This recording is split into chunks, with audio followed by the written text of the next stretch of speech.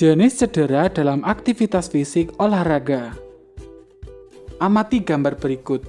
Pada gambar tersebut, tampak anak-anak sedang bermain sepak bola. Akan tetapi, permainan sepak bola terpaksa terhenti karena ada satu anak yang kesakitan. Anak tersebut ternyata mengalami cedera atau luka. Kakinya terkilir akibat terjatuh. Temannya pun segera merawat cedera tersebut.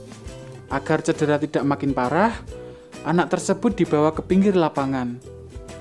Pengobatan untuk cedera ini dapat dilakukan dengan pengompresan terlebih dahulu.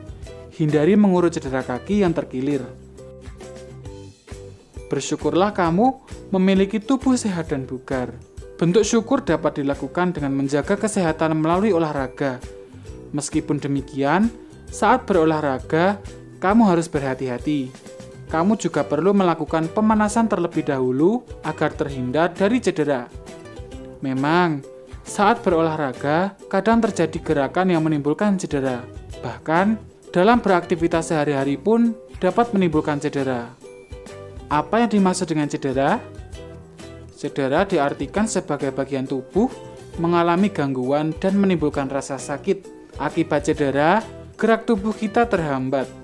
Cedera dapat dialami seseorang saat beraktivitas fisik atau aktivitas sehari-hari. Oleh karena itu, sebelum beraktivitas, kamu hendaknya berdoa dan melakukan pemanasan. Bagian tubuh yang rawan cedera yaitu pergelangan kaki, siku, lutut, paha belakang, betis.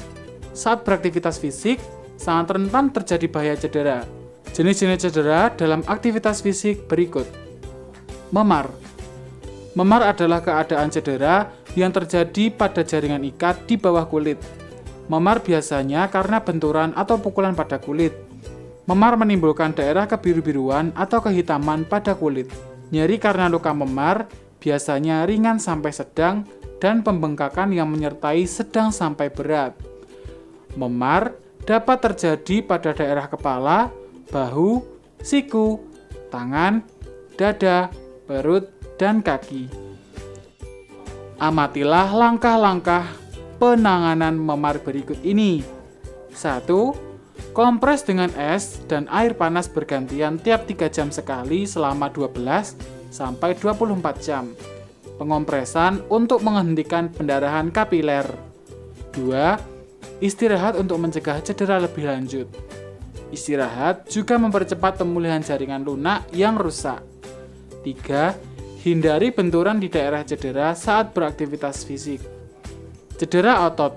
Cedera otot terdiri atas cedera otot tendon dan cedera otot ligamen. Otot tendon menghubungkan otot dan sendi atau otot dan tulang. Otot ligamen mengikat tulang dan persendian. Bagaimana cara menanggulangi cedera otot? Penanggulangan cedera otot dengan mengistirahatkan bagian cedera dan mengompresnya dengan es. Amati gambar berikut. Pendarahan. Saat beraktivitas fisik, seseorang dapat mengalami pendarahan. Pendarahan yang sering terjadi saat beraktivitas fisik adalah pendarahan hidung, mulut, dan kulit.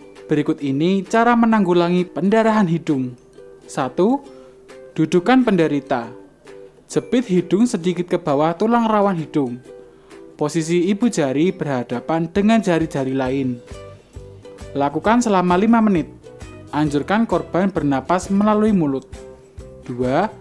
Berikan kompres dingin di sekitar batang hidung, mata, hingga pipi. 3. Jika pendarahan tak berhasil dihentikan, segera minta pertolongan kepada orang dewasa di sekitarmu. Kehilangan kesadaran atau pingsan. Pingsan adalah keadaan kehilangan kesadaran bersifat sementara dan singkat. Pingsan disebabkan berkurangnya aliran darah, oksigen, dan glukosa. Korban pingsan biasanya karena kelelahan, terpapar sinar matahari dalam waktu lama, dan lapar. Tindakan yang dapat dilakukan untuk menolong korban pingsan sebagai berikut. 1. Jika wajah